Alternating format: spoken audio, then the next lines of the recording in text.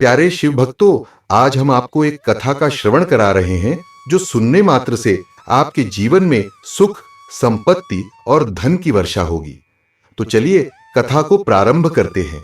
भगवान शिव माता पार्वती से कहते हैं, विधि के विधान को कोई नहीं बदल सकता। मानव चाहे कितना भी मेहनत करे, कोई व्यक्ति चाहे कितनी भी कोशिश करे, अगर आप यह कहानी सुन रहे हैं तो पूरा सुनिए। इस कथा को आधा अधूरा छोड़कर जाने की गलती मत करिएगा, क्योंकि इस पवित्र कथा को पूरा सुनने से मनचाहा फल प्राप्त होगा। इसलिए इस कथा को पूरा सुने। आप शिव भक्त हैं तो भोलेनाथ का अनादर न करें। फिर भगवान शिव कहते हैं, आज इस कहानी के जरिए विधि के विधान को बदला नहीं जा सकता, इसे ध्यान से सुने। हिंदी स्टोरी यूट्यूब चैनल में आपका दिल से स्वागत है।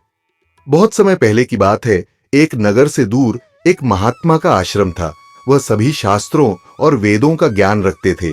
उसके चर्चे बहुत दूर दूर तक फैले हुए थे। उसके पास दूर दूर से लोग अपना भाग्य दिखाने के लिए आते थे। वह महात्मा बहुत ही ज्ञानी थे। जिन लोगों का भी भाग्य देखकर उन्हें बताते थे वह बात सच साबित होती थी। दूर से ही उनका भाग्य पढ़कर यह बता देते थे कि उनके भाग्य में क्या लिखा हुआ है। भूतकाल, भविष्य और वर्तमान तीनों कालों का ज्ञान रखते थे। उसी नगर में एक पति और उसकी पत्नी रहते थे। उसकी पत्नी धर्म और आस्था में बहुत विश्वास रखती थी।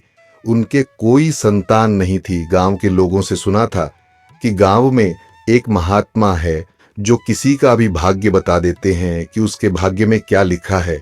उन्होंने सोचा कि क्यों न हम भी एक बार उस महात्मा के दर्शन करें, और अगली सुबह वह पंडित और उसकी पत्नी उस महात्मा से मिलने के लिए निकल जाते हैं। वे दोनों उस महात्मा के आश्रम आकर रोने लग जाते हैं।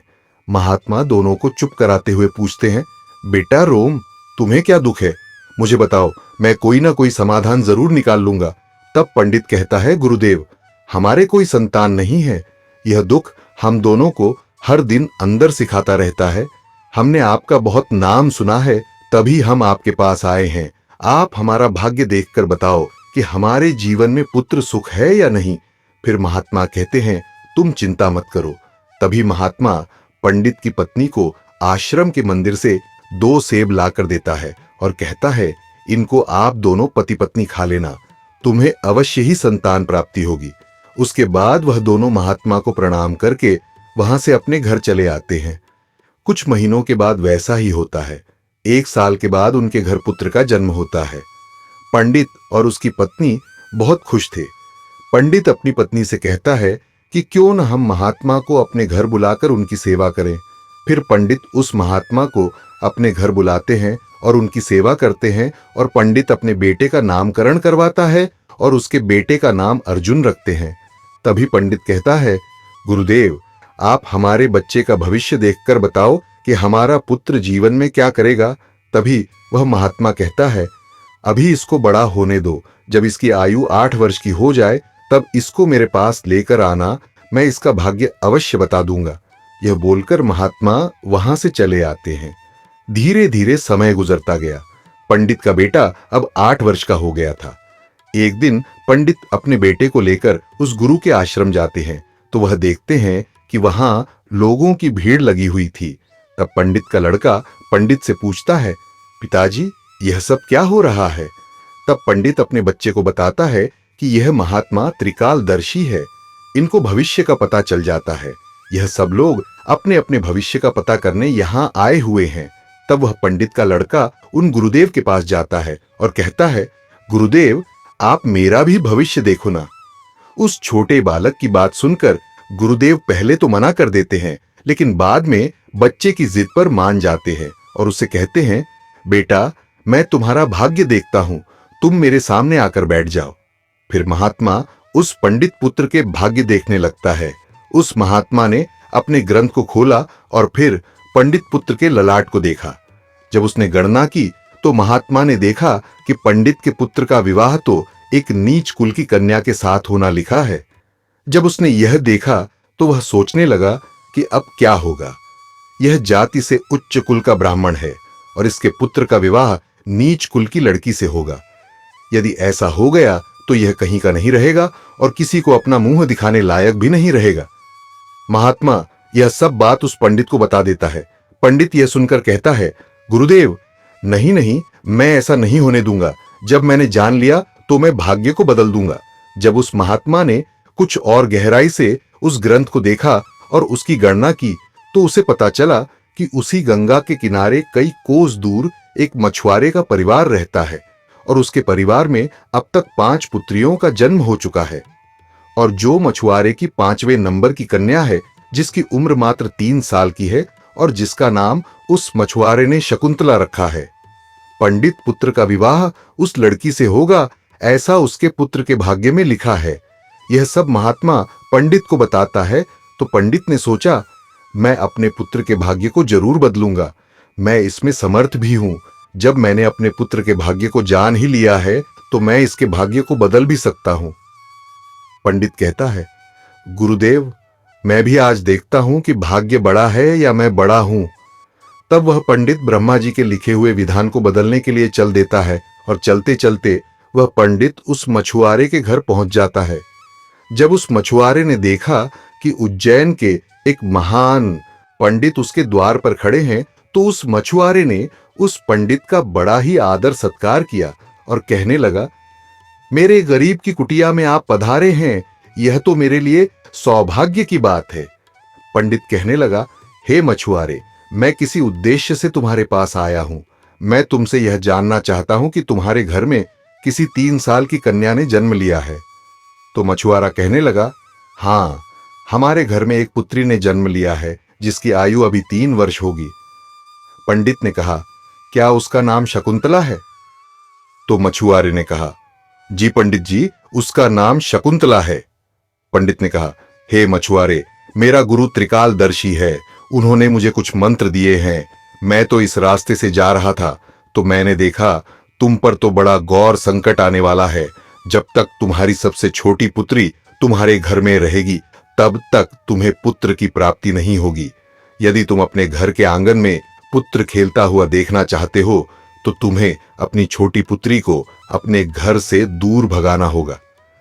पंडित के ऐसे वचनों को सुनकर मछुआरा बोला, पंडित जी, अभी वह तो नवजात बालिका है, उसकी आयु तो भी मात्र 3 वर्ष की है, मैं उसे ऐसी हालत में कहां छोड़ सकता हूं।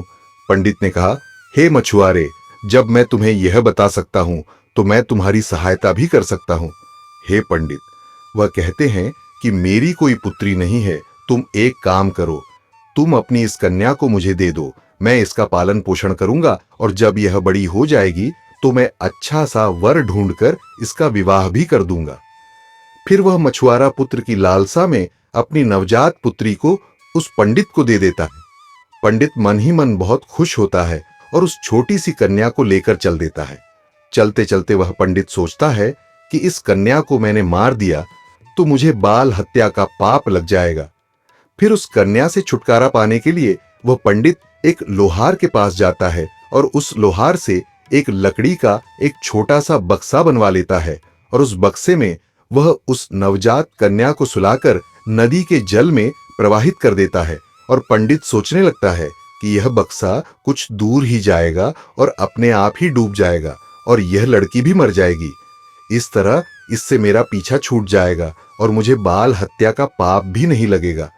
और वह पंडित अपने घर चले जाता है।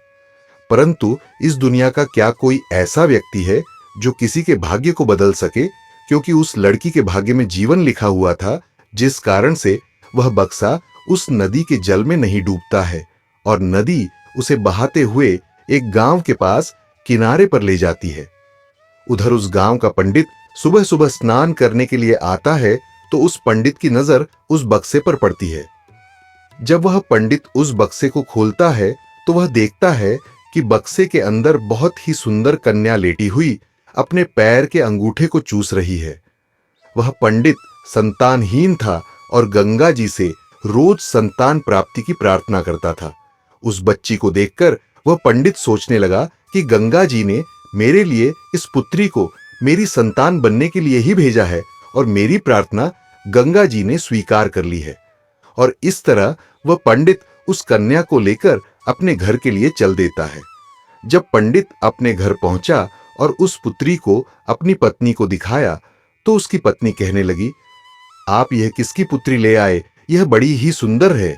तो पंडित जी कहने लगे, गंगा जी ने हमारी प्रार्थना स्वीकार कर ली है और इस कन्या को हमारी संतान के रूप में हमारी झोली में डाल दी है। फिर कुछ दिन बाद वह दिन भी आ जाता है जिस दिन पंडित की पुत्री और उस पंडित के पुत्र की शादी होनी होती है। फिर वह पंडित अपने पुत्र की बारात लेकर उस पंडित के गांव की तरफ चल देता है और सोचता जाता है कि मैंने अपने पुत्र का भाग्य बदल दिया। जो उस महात्मा ने कहा था, मैं उसको भी बदल दूंगा, आज मैं अपने पुत्र का भाग्य बदल दूंगा। लेकिन पंडित को पता नहीं था कि विधाता का लिखा कोई नहीं मिटा सकता। उसे विधाता भी नहीं मिटा सकते। जो लिख दिया वह तो अटल है। जैसा जिसके भाग्य में लिख दिया वैसा तो होकर ही रहता है, चाहे कोई कितने भी जतन कर ले, लेकिन भाग्य का लिखा कोई नहीं मिटा सकता। इस तरह सहयोग से आज वही मछुआरे की कन्या आज पंडित की पुत्री बनकर उस पंडित के बेटे के साथ विवाह करने के लिए तैयार हो रही है, जिसे उस पंडित ने पानी में बहा दिया था। फिर उस लड़की का विवाह उस पंडित के बेटे के साथ हो जाता है और इस तरह वह कन्या पंडित के घर में आ जाती है। पंडित का पुत्र सुंदर सी पत्नी पाकर खुश था। पंडित की पुत्री सुंदर सा पति पाकर खुश थी और पंडित इस बात से खुश था कि मैंने अपने पुत्र का भाग्य बदल दिया है। फिर एक दिन किसी कार्य से उस पंडित के पुत्र को उज्जैन से कुछ दिनों के लिए बाहर जाना पड़ता है। एक दिन वह पंडित अपने बेटे की बहू को लेकर उस महात्मा के आश्रम जाते हैं। उधर पहुंचकर गुरुदेव को प्रणाम करते हैं और बताते हैं कि गुरुदेव, मैंने विधि के विधान को भी बदल दिया। यह सुनकर गुरुदेव हंसने लगते हैं।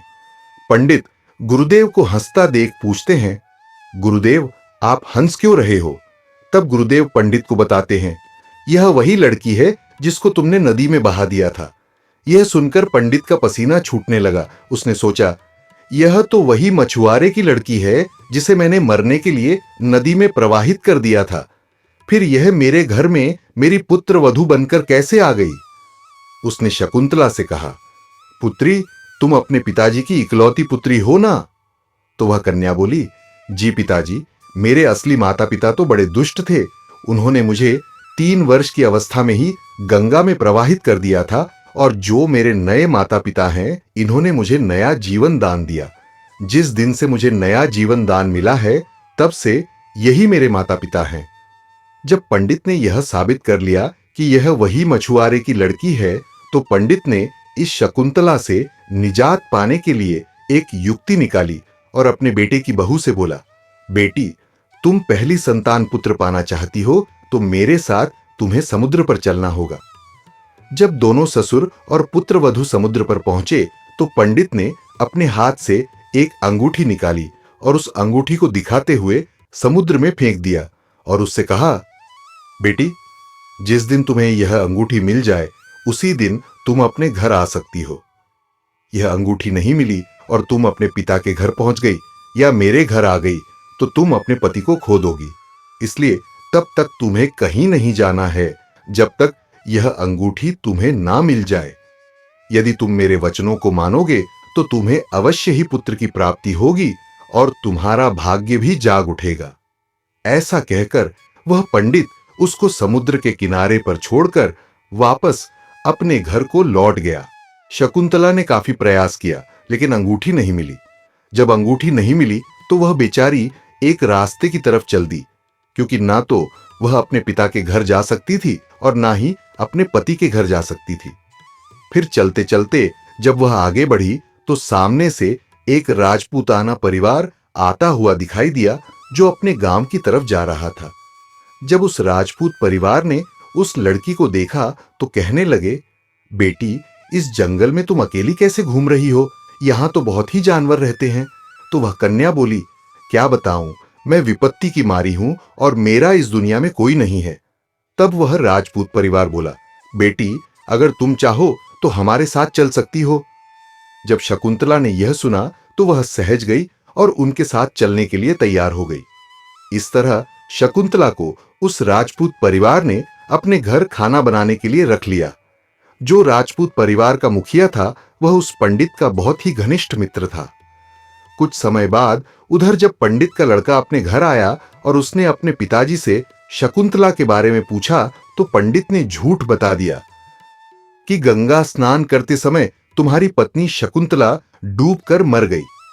जब पंडित के लड़के ने यह सुना तो उसे काफी दुख हुआ। उधर राजपूत परिवार जिस गांव में निवास करता था, उस गांव का एक पंडित अपने लड़की का रिश्ता लेकर उसी पंडित के घर पहुंच गया। उस पंडित ने पंडित से जब अपनी पुत्री के विवाह के लिए प्रस्ताव रखा, तो पंडित ने उस पंडित से कहा, हम अपने पुत्र के साथ तुम्हारी पुत्री का विवाह तो कर लेंगे, लेकिन विवाह से पहले हम तुम्हारी पुत्री को देखेंगे और उसके बाद ही विवाह करेंगे। क्योंकि पंडित को डर था कि कहीं मछुआरे की वही कन्या फिर से विवाह न कर ले जो उसके लड़के के भाग्य में लिखी है। वह पंडित उस पंडित की शर्त मानने के लिए तैयार हो गया और अपने गांव को वापस लौट गया। अब पंडित अपने पुत्र के लिए लड़की देखने को उस पंडित के गांव की तरफ चल दिए। उधर जो अंगूठी उस पंडित ने समुद्र में फेंकी थी, उसे एक मछली निगल गई। एक एक दिन किसी मछुआरे ने समुद्र में जाल फेंका तो उसे वही मछली मिली जो अंगूठी निकल गई थी। उस जाल में वह फंस गई। मछुआरा पकड़ी हुई मछली को बेचने के लिए वहीं पहुंच गया जहां वह राजपूत परिवार रहता था। परिवार के मुखिया को मछली खाना बहुत ही पसंद था, इसलिए उस राजपूत ने उस मछुआरे से उस मछली को खरीद लिया और उस मछली को ले जाकर शकुंतला से कहा, बेटी क्या तुम मेरे लिए मछली पका दोगी? तो शकुंतला बोली, जी पिताजी, मैं मछली तो नहीं खाती हूं, लेकिन आपके लिए जरूर बना दूंगी। इस प्रकार वह मछली लेकर रसोई में काटने लगी। जब शकुंतला ने उस मछली को काटा तो उसके पेट में से वही अंगूठी निकलकर जमीन पर गिर पड़ी। जब शकुंतला ने उस अंगूठी को देखा तो वह पहचान गई और अंगूठी पाकर बहुत खुश हुई। उधर वह पंडित अपने पुत्र को लेकर पंडित के गांव में पहुंचा और अपने बेटे से कहने लगा, हे पुत्र, इस गांव में हमारे घनिष्ठ राजपूत मित्र रहते हैं। पहले हम उनके पास चलते हैं, उसके बाद हम तुम्हारे लिए लड़की देखने पंडित जी के घर जाएंगे। पंडित के बेटे ने जब अपने पिता के ऐसे वचनों को सुना तो वह बोला, पिताजी, जो आपको अच्छा लगे वैसा ही कीजिए। फिर वे दोनों उस राजपूत के घर पहुंचे। राजपूत ने जब अपने मित्र पंडित को आते हुए देखा तो वह भी बहुत खुश हुआ और उनका पहले की भांति आदर सत्कार किया। आदर सत्कार करके उन्हें अपने पास बिठाया और उसने शकुंतला को आवाज दी, बेटी, हमारे मित्र आए हैं, जरा उनके लिए पानी का इंतजाम करो। जब शकुंतला पानी लेकर आई तो शकुंतला ने पंडित को देखा, पंडित ने शकुंतला को देखा। फिर जब पंडित के लड़के ने शकुंतला को देखा तो वह कहने लगा, पिताजी, आपने मुझसे झूठ क्यों बोला कि शकुंतला मर गई? मेरी पत्नी तो जिंदा है और यह आप जानते हैं, और यह जानते हुए भी आपने मेरा विवाह किसी अन्य लड़की से करने की कैसे सोची? तब वह पंडित दुख मन से कहता है, पुत्र, मैं भटक गया था। मैं विधाता के लिखे भाग्य को बदलने के प्रयास में इतना नीच कर्म कर बैठा कि कुछ पूछो ही मत।